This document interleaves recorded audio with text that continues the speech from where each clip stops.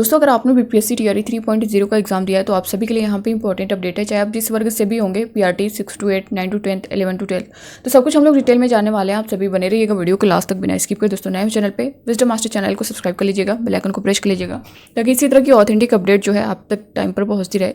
यहाँ पे दोस्तों स्क्रीन पर आप लोग देख भी पा रहे होंगे ओएमआर मिस्टेक, गलत सब्जेक्ट कॉम्बिनेशन कट ऑफ पर बहुत बड़ा असर, जिन कैंडिडेट के ओएमआर में कुछ ना कुछ मिस्टेक हुआ है और गलत सब्जेक्ट कॉम्बिनेशन को लेकर के, जैसा कि हिस्ट्री, ज्योग्राफी, पॉलिटी, गलत सब्जेक्ट कॉम्बिनेशन जिनका हो गया है उनका क्या होने वाला है, सब कुछ यहाँ पे हम लोग डिटेल में जानेंगे। साथ ही दोस्तों आरक्षण का लाभ जो है किन्हें नहीं मिलेगा, भाषा का पेपर जो है 10% प्रभावित करेगा, तो सब कुछ यहाँ पे हम लोग डिटेल में जानने वाले हैं। आप लोग स्क्रीन पर देख पा रहे होंगे। जैसा कि दोस्तों सबसे पहले अगर हम लोग बात करें लैंग्वेज को लेकर के कि 10% प्रभावित क्यों करेगा, इसका क्या रीज़न है।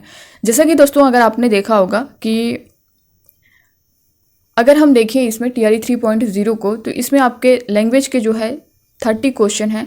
30 क्वेश्चन में से आपको कितने क्वेश्चन जो है लाने हैं, इसमें 9 क्वेश्चन आपको लाना कंपलसरी है, जिसमें जो है अगर आप इसके इतना नंबर ला रहे हैं तभी जो है आप क्वालिफाइड होंगे। अब इसमें अगर हम देखें तो 30 में से आपका जो है 8 नंबर इंग्लिश का है, वहीं जो है दोस्तों 22 क्वेश्चन जो है आपका हिंदी का है।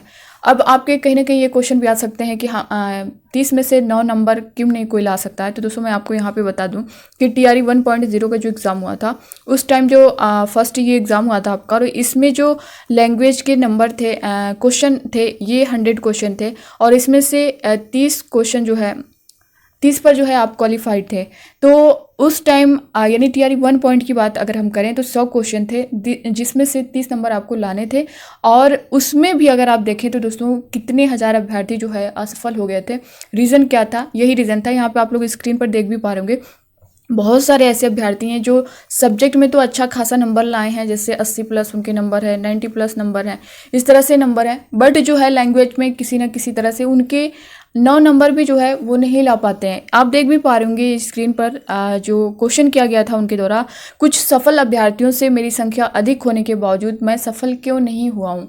तो ये जो है उस टाइम जो है चीज़ें, जब उनके नंबर ज़्यादा थे, फिर उनका जो है लिस्ट में नाम नहीं आया, तो उनके क्वेश्चन थे, और ये जो है जो बीपीएससी के चेयरमैन थे उस टाइम, उन्होंने रिप्लाई किया था। आप देख सकते हैं भाषा के पेपर में असफल होने का क्या रीज़न था, आप देख पा रहे होंगे करीब 4800 लोग भाषा के पेपर में असफल हुए हैं। तो आप देख सकते हैं दोस्तों लगभग अगर हम देखें तो 5000 के करीब जो है अभ्यर्थी लैंग्वेज में फेल हुए थे। तो रीज़न यही है, कहीं ना कहीं जो है 10% जो है आपका लैंग्वेज का जो नंबर है वो प्रभावित करेगा ही कट ऑफ को।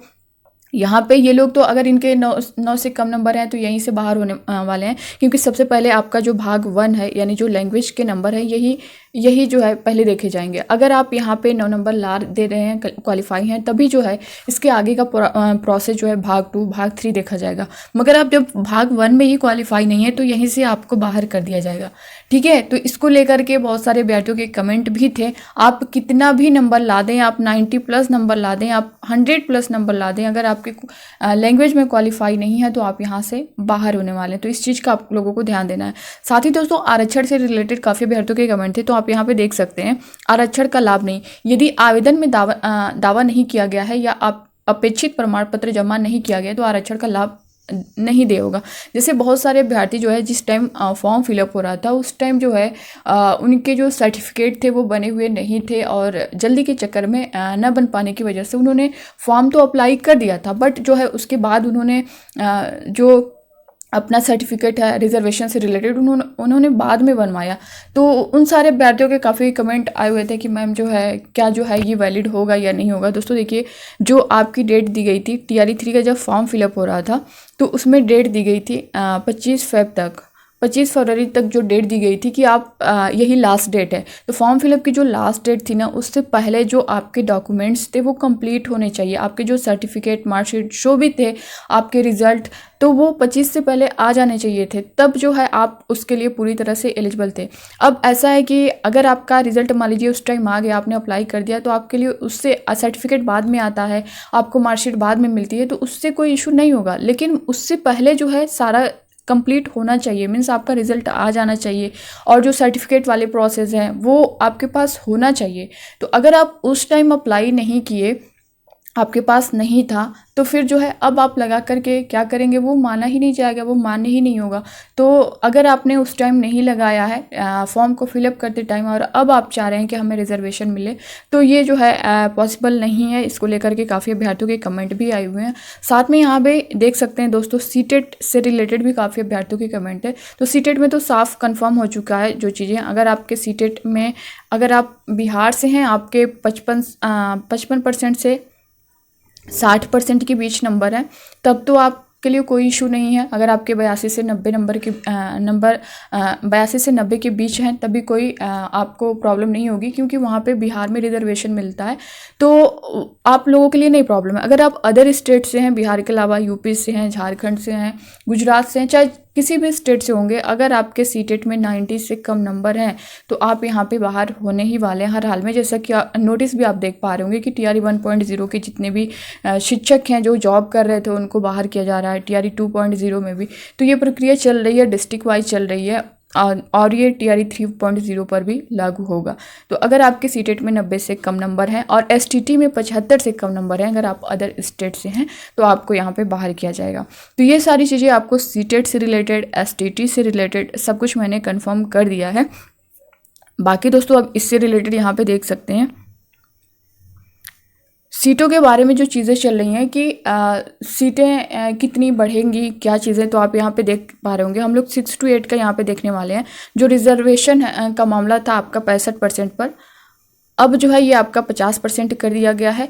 तो अब जो है आप ये सीटें जो हैं कितनी होंगी, यहाँ पे देख सकते हैं दोस्तों। गणित एवं विज्ञान का अगर हम देखें, तो मेल की जो सीटें हैं, फीमेल की हम लोग अलग अलग यहाँ पे देखने वाले हैं। साइंस और मैथ में देखें तो 791 सीटें थी, अब ये बढ़ के 1424 हो जाएंगी। और फीमेल की जो सीटें थी दोस्तों, वो 648 थी, अब वो 1020 हैं। सामाजिक विज्ञान की बात करें तो 520 सीटें थी, अब ये 810 हो चुकी हैं। और महिला की बात करें 428 सीटें, ये 673 सीटें। हिंदी में 400 सीटें थी, ये 620 हो जाएंगी। और महिला की 334 सीटें हिंदी में थी, जो कि अब 526 हो जाएंगे। अंग्रेजी की बात करें दोस्तों 504 सीटें थी, जो कि 787 हो जाएंगी। और फीमेल में देखें तो 411 सीटें थी, जो कि 646 हो जाएंगी। संस्कृत की बात करें तो 260 सीटें थी, जो कि अब 452 हो जाएंगी। और 214 फीमेल की थी, जो कि 328 हो जाएंगी। उर्दू में देखें तो 210 सीटें थी, अब जो है वो 308 हो जाएंगी। और 171 सीटें फीमेल की थी, जिसमें से 259 हो जाएंगी। तो ये आपका जो मैंने बताया 6 to 8 का जो रिजर्वेशन था 50% पर, अब जो है 50% पर होगा, इसको लेकर के मैंने बताया। तो सीटें आपकी कितनी बढ़ेंगी, अब जो है जाहिर सी बात है, जब सीटें बढ़ेंगी तो अभ्यर्थियों का फ़ायदा तो होगा ही होगा, क्योंकि जब उन्होंने अप्लाई किया था उतनी सीटों पर किया था, अब जो है और उतने ही सीटों पर काउंट किया जा रहा था। अब जो है आपकी सीटें प्लस हो रही हैं, तो फिर यहाँ पे कट ऑफ पर भी जो है असर पड़ेगा ही, क्योंकि जहाँ कहीं ज़्यादा कट ऑफ जा सकती थी, अब थोड़ा सा कम जो है देखने को भी मिल सकती है। ये सारी चीज़ें, बाकी बैकलॉग सीटों को लेकर के, अगर बैकलॉग सीटें ऐड हो जाएँ दोस्तों, तो आप सभी के लिए बहुत ही फ़ायदा है। लगभग 25,000 प्लस सीटें हैं, और इसमें से PRT की अगर हम देखें तो 11,039 सीट सिर्फ PRT की है। अगर बैकलॉग सीटें ऐड की जाती हैं तो आप सभी का यहाँ पे बहुत ही फ़ायदा होने वाला है, वो भी हर वर्ग के लिए होगा, चाहे PRT हो, 6 to 8 हो, 9 to 10 हो, या फिर 11 to 12। तो यहाँ पे कम नंबर वाले जो कैंडिडेट होंगे, जो अभ्यर्थी होंगे, वो भी जो है सिलेक्शन लिस्ट में उनके नाम आ जाएंगे। तो ये था दोस्तों, इससे रिलेटेड मैंने पूरी जानकारी आप सभी को दे दी है। बाकी भी इससे रिलेटेड आपके मन में कोई डाउट होगा तो आप लोग कमेंट बॉक्स में कमेंट करके ज़रूर बताइएगा। मिलते हैं नेक्स्ट अपडेट के साथ, तब तक के लिए bye bye, take care, thank you.